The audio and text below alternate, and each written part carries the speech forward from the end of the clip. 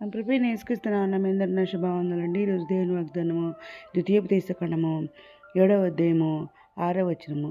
నీవు నీ దేవుడైన యెహోవాకు ప్రతిష్ఠిత జనము. నీ దేవుడైన యెహోవా భూమి మీద ఉన్న సమస్త జనుల కంటే నిన్ను ఎక్కువగా ఎంచి నిన్ను తనకు స్వకీయ జన్మగా ఏర్పరచుకొనెను. నేను వాగ్దానం ఇచ్చిన పరిశుద్ధాత్మడు తెలిసి ప్రార్థన చేసి విసులు చెల్లించి మళ్ళీ ప్రార్థన చేసి దేవుని అన్నప్పుడు దేవుడి వాగ్దానం చేయించండి.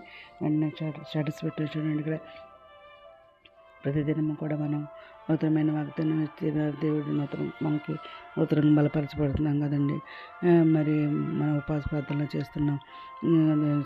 గురువారం, శుక్రవారం, శనివారం ఉపవాస ప్రార్థనలు చేస్తున్నాం. పొద్దున సాయంత్రం ఏం తినకుండా మరి ఇంకా 40 రోజులు ఉపవాస ప్రార్థనలు చేస్తున్నాం. ఇంకా ప్రతిదినము కూడా నైట్ నేను ఉపవాసం ప్రార్థన చేస్తానండి. ఎందుకంటే వాగ్దానం కోసం దేవుడు ఇవ్వాలని, ఎందుకంటే విన్న వాటిని కన్నవాటిని అందరూ తెలియచేయమన్నారు, సేవ చేయమన్నారు దేవుడు. అందుకని చెప్పేసి కోతంత వేస్తారని కోసారి కొద్దిమంది అని మరి మత్తయి 10 3 సార్లు మాడారు. మరి యెషయారు అని 3 సార్లు మాడారు. ఆ విధంగా మరి 12 మంది శిష్యులు పిలిచి పర్లరాజును సమీపిస్తున్నది మారవలసి ప్రకటిస్తామని అంటారు కదండి. ఆ విధంగా నన్ను కూడా ప్రకటించమన్నారు. అందుకని ప్రతిదినం ప్రభు అని వాగ్దానం ఇస్తాను చెప్తానంటే దేవుడు ఏ విధంగా వాగ్దానం ఇస్తారండి. మరి అది తెలిసి ప్రార్థన చేస్తాను అనమాట. సడన్గా మెలకు వస్తుంది అనమాట. దేవుడు లేపుతారనమాట. అయితే మరి ఇంకా బైబిల్ అయితే నేను పూర్తిగా రాస్తానండి. 3 సంవత్సరాలు పట్టిందనమాట బైబిల్ రాయటానికి. ఇంకా బైబిల్ ధ్యానిస్తున్నాం, సత్యయాగం చేస్తున్నాం. కాబట్టి దేవుడు మనం నీ దేవుడైన యెహోవాను ప్రతిష్ఠిత జనం అంటున్నారన్నమాట. నీ దేవుడైన యెహోవా భూమి మీద సమస్త జనుల కంటే నేను ఎక్కువగా ఎంచి నేను తనకు స్వకీయ జనం ఏర్పరచుకున్నాను అంటున్నారన్నమాట. ఇంకా మీరు సర్వ జన్మల కంటే విస్తారం జనమని యెహోవా మిమ్మల్ని ప్రేమించి మిమ్మల్ని ఏర్పరచుకోలేదు అంటున్నారు. సమస్త జనుల కంటే మీరు లెక్కకు తక్కువే కదా అంటున్నారు. అయితే యెహోవా మిమ్మల్ని ప్రేమించేవాడు కనుకను తాను మీ తండ్రులకు చేసిన ప్రమాణమును నెరవేర్చేవాడు అనమాట.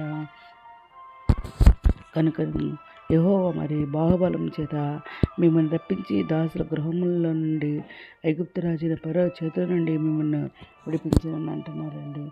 అవునండి. మరి కాబట్టి నీ దేవుడైన యెహోవా తానే దేవుడని తనను ప్రేమించి తన ఆజ్ఞలను అనుసరించి నడుచుకునే వారికి తన నిబంధనలను స్థిరపరచువాడని 1000 తరముల వరకు కృపచూపువాడను మరి నమ్మదగిన దేవుడు అనమాట. తనను ప్రేమించే వారిలో ప్రతి వారిని బహిరంగంగా నదించేటకు వారికి దండన విధించేవాడని నీవు తెలుసుకునేవారని అంటున్నారు. ఆయన మరి తనను ద్వేషించే వారిని ప్రేమించేవాడు. ద్వేషించే వారిని విషయం ఆలస్యం చేయక బహిరంగ వారిని దండన విధించును అంటున్నారు అన్నమాట. ఇంకా కాబట్టి నీకు ఆజ్ఞాపించినది ఏమనగా నీకు ఆజ్ఞాపించే ధర్మం అనగా విధులను కట్టడలను మీరు అనుసరించి నడుచుకునే వాళ్ళని అంటున్నారు. మీరు నీ విధులను విని వాటిని అనుసరించి నడుచుకునే యెడల నీ దేవుడైన యెహోవా తాను నీ పితరులతో ప్రమాణం చేస్తున్న నిబంధనను నెరవేర్చి నీకు కృప చూపును అంటున్నారు. ఇంకా ఆయన నిన్ను ప్రేమించి ఆస్వాదించి అభివృద్ధి చేసి నీకు ఇచ్చిన నీ పితరులతో ప్రమాణం చేసిన దేశములో నీ గర్భఫలము, నీ భూఫలము, నీ సస్యమును, నీ ద్రాక్షరసమును, నీ నూనెను, నీ పశువుల మందలను, నీ గొర్రెల మందలను, మేకల మందలను దీవించును అంటున్నారు అన్నమాట. ఇంకా సమస్త జనుల కంటే ఎక్కువగా నీవు ఆశీర్వదింపబడదువు అంటున్నారు. నీ యుద్ధ నుండి సర్వరోగం తొలగించి నీ వీరికి ఐగుప్తులను కఠినమైన వ్యాధులన్నింటినీ నీ దూరపరిచి నేను ద్వేషించి వారికి వ్యాధి పంపిస్తానని అంటున్నారన్నమాట. నువ్వు వారిని చూసి జడియవద్దు అంటున్నారు. నీ దేవుడైన యెహోవా నీ మధ్య ఉన్నాడు అంటున్నారు. ఆయన భయంకరమైన మహాదేవుడు అంటున్నారన్నమాట. నీ దేవుడైన యెహోవా నీ ఎదురు నుండి క్రమంగా ఈ జన్మలను తొలగించును అని చెప్పేసి దినం మాట్లాడతారండి. దేవుడు దినం వాగ్దానం అంత మంచి వాగ్దానం చేయండి. ఆయన మనం ఆయనకి ప్రతి జనమని అంటున్నారు. మనం నేర్పరచుకున్న దేవుడు అనమాట. ఎవరైతే నేర్పరచుకున్నారో ఆయన పిలుచుకున్న దేవుడు అనమాట. నన్ను పేరు పెట్టి పిలిచారు 40 రోజున ఇంద్ర 40 రోజున పేరు పెట్టి పిలిచిన నీకు తోడైన భయపడద్దు నాకు అసలు పెద్ద పెద్ద అక్షరాలు రాసిన దేవుడు మన దేవుడు అనమాట. ఆయన మన దేవుడై ఉన్నాడు. భూమి మీద ఉన్న సమస్త జనుల కంటే నేను ఎక్కువగా ఎంచి నిన్ను తనకు స్వకీయ జనులుగా ఏర్పరచుకున్నాను. ఈ దినం మాట్లాడారండి. ఈ దినం మరి ఆయన ఏర్పరచుకున్న వాళ్ళని విడిచిపెట్టే దేవుడు కాదు కదా. దేవుడు మన పక్షంలో మనకు విరోధి ఎవరు చెప్పండి. ఎందుకని దేవుడు మన పక్షంలో ఉండగా మనకి భయం రాదని చెప్పేసి అన్నారు. దేవుడైన మరి ఆయన గారి చుట్టూ ఆయన తోత కావాలని రక్షిస్తాను అంటున్నారు అనమాట.